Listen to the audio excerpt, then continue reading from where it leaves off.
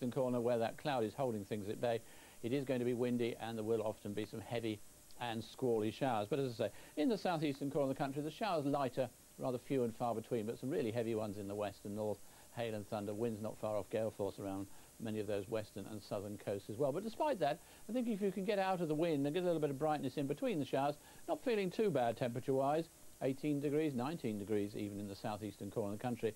Now the problem is looming large down to the south of us. Not much to show for it earlier on, but that cloud now has developed a little bump.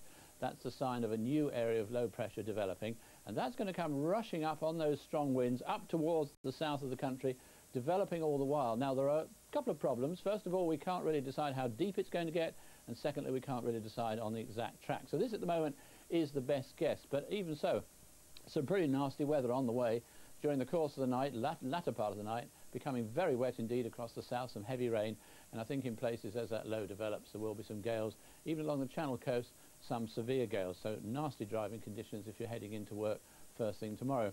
It will be a fairly mild night though in most places.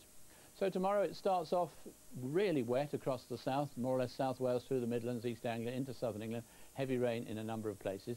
Brighter to the north with those squally and blustery showers, and during the course of the day this brighter weather will sweep across from the west, so it'll eventually dry up and the sun will come through in those southern and southeastern parts.